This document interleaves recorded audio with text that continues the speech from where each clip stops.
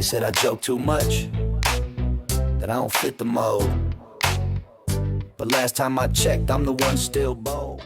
Welcome to the Heart and Hustle podcast. I'm your host, Homer Hargrove, and I know what you're thinking. It's been a while, but I had a birthday, had some other things going on, and I've just been busy.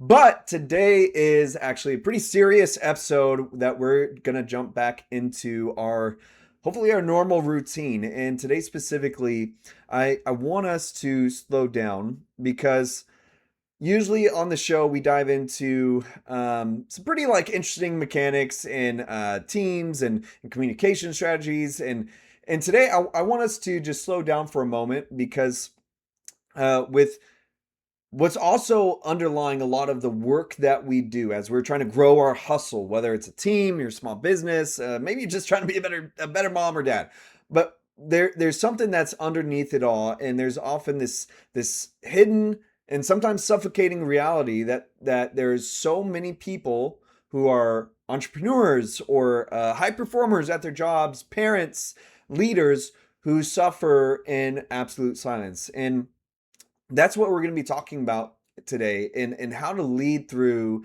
seasons of depression and dark places. And if you look at modern culture within leadership, there's almost like this unwritten toxic rule that if you have the title, you have to be the strongest person at all times. I feel like it's certainly as a parent, you feel like you have to just be a good parent. You have to be a strong parent all the time. You're not allowed to feel bad. And you are expected to have it together. You're expected to have vision or charisma. You're expected to have the energy and this infinite energy and all the answers. But what happens when the person who is supposed to feed everyone else is secretly starving inside? And what do you do when you are responsible for carrying the organization, the family, the business, but you can barely carry the weight that's on your own mind? And I want to start off by reading something to you that I haven't shared publicly. And the other day I actually found some old notebooks from years ago. And as I was kind of taking a trip down memory lane and thumbing through the pages, I stopped on this random page where the entry was it was April 23rd, 2014. And at the very top of the page, I wrote, it just had one word, and I guess it was the title of this segment, and it was titled "Help." And under it, I wrote, again, this is a little heavy, so just bear with me. I hate myself. I feel like others would be better off without me. That life would be better without me in it. Why do I feel this way? I keep having suicidal fantasies as if my mind always thinks of my fallacies. I know these thoughts aren't right and that I'm being attacked. It's no coincidence that I'm supposed to preach tonight, but the thoughts keep racing through my head. Me being a disgrace and life better with me dead. How do I battle this? How do I not believe it? So that was my reality on that specific Wednesday afternoon. And I was gripped by this overwhelming and terrifying dark depression. And I was actively fighting suicidal thoughts. I was feeling entirely confused.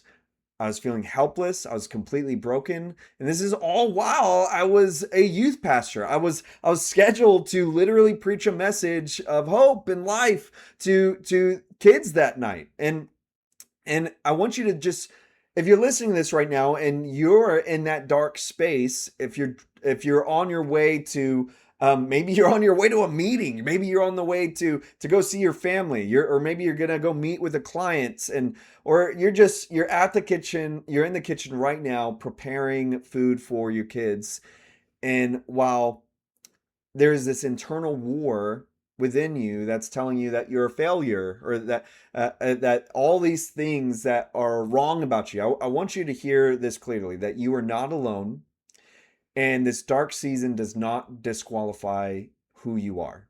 It doesn't disqualify your calling. So with that, I want us to talk about the fear that I had, one of the biggest fears was the idea of me being exposed for having these dark thoughts. When I look back at that season, I was terrified to tell anyone the truth, that I isolated myself completely because I fell into this trap of believing that if I admitted that I was struggling with depression or suicidal ideation, that it would instantly disqualify me from the things that I loved most. Which at the time was ministry. It is, the general textbook advice out there is often this black and white approach that if you are depressed, you need to just stop, surrender whatever role you have, step down from this dream you have, and go fix yourself. Just stop and go fix yourself. Something's broken, you need to go fix it. And so out of fear of losing what felt like my purpose, I forced myself to go through that entire nightmare alone. And I want to challenge this universal narrative with, while there are certainly extreme, unique safety situations where an absolute step back is necessary. I'm not saying that no one should ever step down. There's certainly times where that is the best viable path forward for you. But what I am trying to suggest is that stepping down should not be this blanket that as a default cure to depression. In fact, there's many people where forcing them to abandon the very thing that brings them joy and meaning, a sense of destiny, doesn't heal the depression. It only hands the depression another weapon, and it leaves them in a place that feels 10 times worse as they're drowning in inadequacy and imposter syndrome. So again, stepping down is not this universal solution to make things better. I want you to understand how backwards this blanket advice can be. Again, are there times? Yes. But it's not universal. Let's just look at the idea if this applies in parenting. This is a meaningful, significant role for many people. Moms and dads go through seasons of deep clinical depression, situational sadness, severe psychological distress every single day. But would we look at mom who is battling depression and say, you know what? Because you're depressed, you need to completely surrender your role as a parent. Give up custody of your kids until you fix your brain chemistry. Unless there's immediate danger to the kids. Okay, let me make that caveat. Unless there's immediate danger to the children, no, that's not the universal answer. That would be ridiculous. It would break her heart. It would be this compounding effect of darkness to absolute despair. And as a parent, there are certainly days where you feel entirely overstimulated, exasperated, exhausted, depleted by the baseline chaos of taking care of your kids. And it doesn't mean that you are an unfit parent or that you are disqualified from your family. It just means that you're running on empty. There's times where you don't need to quit being a parent. Maybe you need to take a breath. Maybe you need a boundary or a moment of decompression, a safe infrastructure to help you refill your tank. But it doesn't mean that you have to just universally surrender your role as a parent. So let's apply that same grace to your leadership, to your roles, and to understand that depression is incredibly complex. And we have to stop letting fear trick us into hiding this pain we're going through out of a belief that our humanity makes us unusable. You aren't disqualified. Perhaps you're depleted, but you're not disqualified just because you're feeling depressed. So let's talk about what is actually within our control. I want to give some practical moments here. Within our control, when we find ourselves in these seasons, let's look for some realist moments. And I want to give a disclaimer. And what I'm about to suggest, I'm not saying that what I'm about to say is magical or this type of instant fix it that will instantly kill your depression or wave away deep emotional pain. I'm not saying that at all. Mental health doesn't work like a light switch to where it's like, oh, I just had to run through the halls and say, praise God, and it went away. If that works for somebody, great.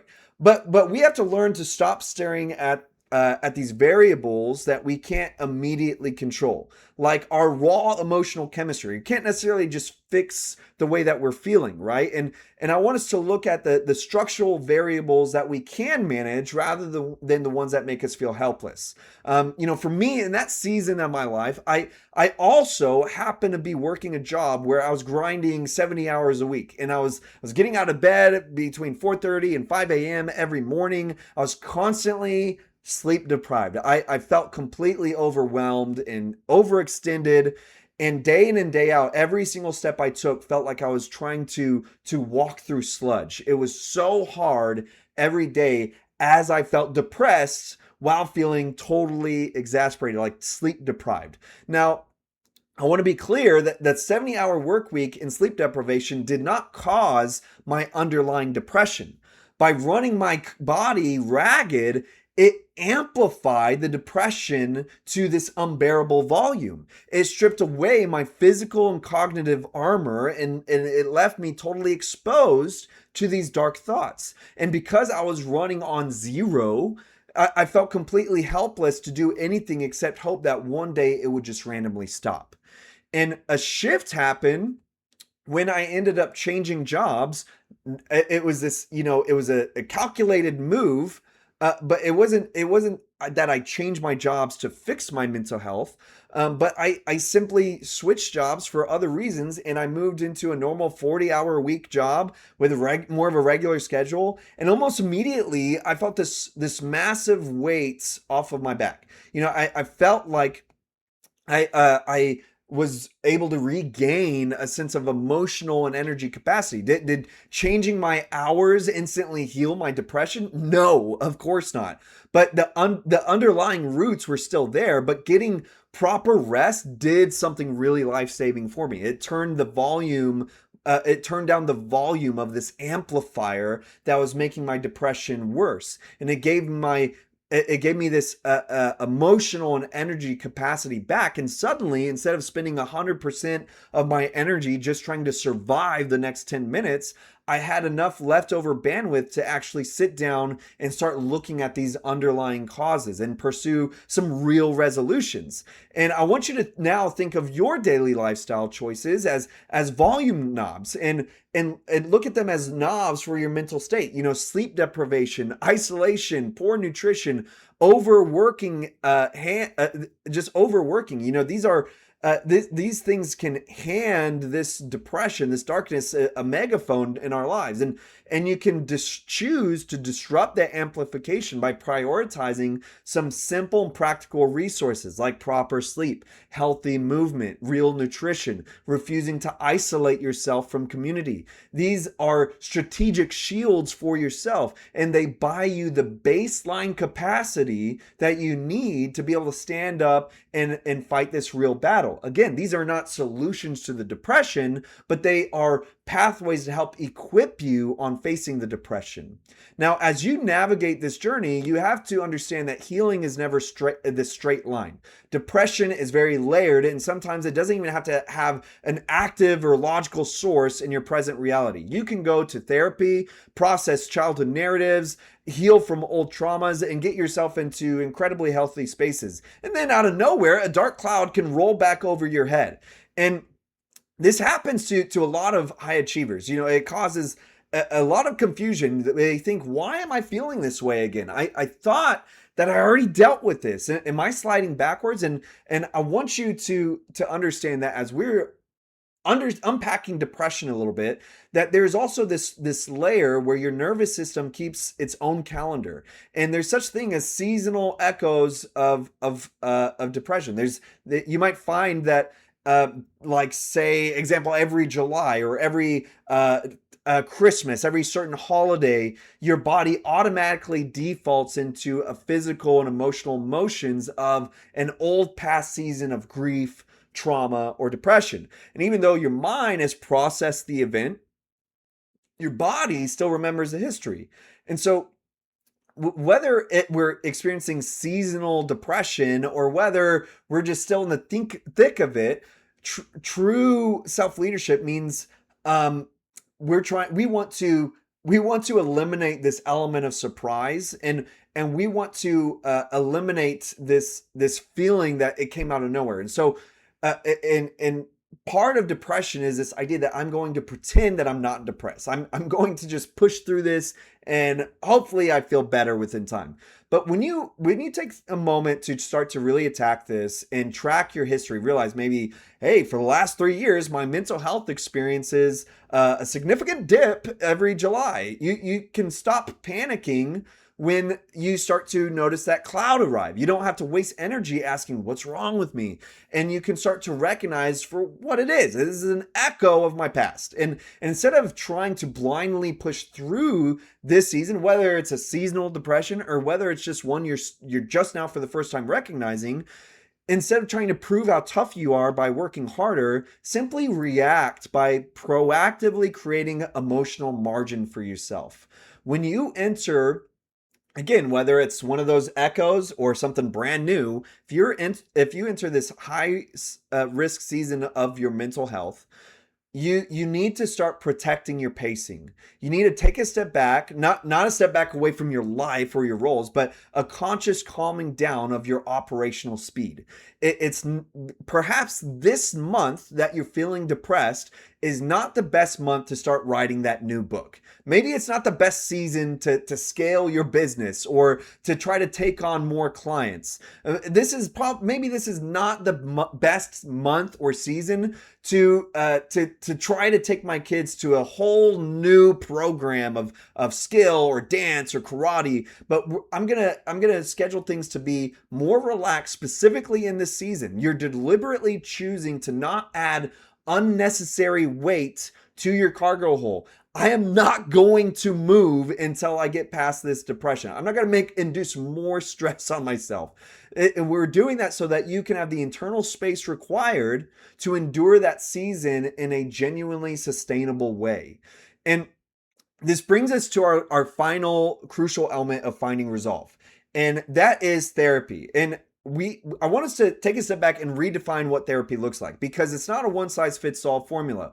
For one person, therapy might mean a clinical setting with a licensed professional. For someone else, therapy might be realizing that they have starved their life of deep and trusted friendships and they need a safe space to decompress. But the baseline rule is absolutely your emotions must have a functional outlet. So whether it's with friends or whether it's with a therapist, you cannot just lock your emotions away in the basement and wait for them to quietly disappear. It's not going to happen. And when I look back on my own track record, my journey with therapy evolved through distinct phases. My very first experience felt like this, like almost like a 3-hour high intensity drive-through emergency session where I sat down and I cried my eyes out to the point where my brain hurt.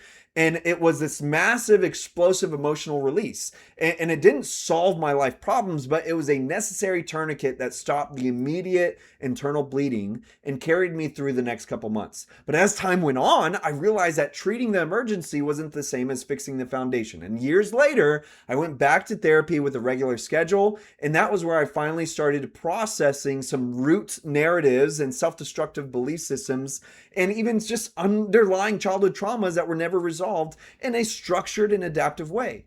And now, today, I still go to therapy consistently, not because I'm in a state of desperation or I'm not in depression, but because I treat therapy as a regular maintenance for my emotional bandwidth. It is an investment to the longevity of my emotions.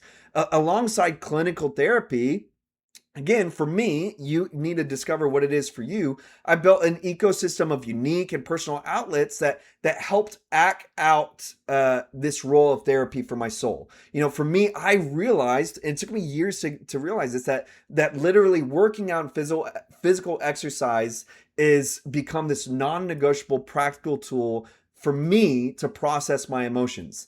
And that there's even times where I recognize different seasons even within my workouts, that there's times where I start to realize that my mind is so overloaded that I should not listen to a podcast or an audiobook or even music with lyrics during my workout, that I have to train in a type of silence or at least instrumental music so that my thoughts have this empty space to breathe. Other things for me has been daily journalings that have become this another anchor, a way to map out my mind on paper so that this what could turn into chaos doesn't feel trapped but within my mind. And none of these things are instant cures that magically delete depression from human existence. It's finding resolutions, and resolutions can be complex. They're non-linear. They're deeply individualized paths. But the moment that we choose to open up the conversation is the moment that we stop hiding behind this fake facade of perfection and speak this raw truth as we strip away the power of this depression. Your struggle does not make you a fraud. Okay, it makes you a human being leading through a very human experience. And I want you to know that if you're in that kind of valley today, I want you to take a deep breath, turn down the amplifier. I want you to really take seriously what we talked about today. Protect your emotional margin and lean into some outlets and just simply hang in there and don't hide and pretend that everything's okay. Allow yourself to accept that this is a human experience and you don't have to make it worse by self-shaming depression that you're feeling. We can get through this together. And if it ever gets to a point where you are having, similar to me, having suicidal thoughts that feel like they're growing and growing, there is a moment where the first step to recovery for me when it came to handling depression truly was the moment where I told my wife about what I was actually going through, and it disarmed those suicidal thoughts. And so if you're having that, please talk to somebody that you can trust. You don't have to go through this alone. Thank you for being a part of this with me today. Thank you for hearing my story and for being a part of this podcast and this journey. Until next time, have a great life. Then tell me why you still watch every move I take. You call me phony, nah, I'm just free. And if you still doubt me, go by my book.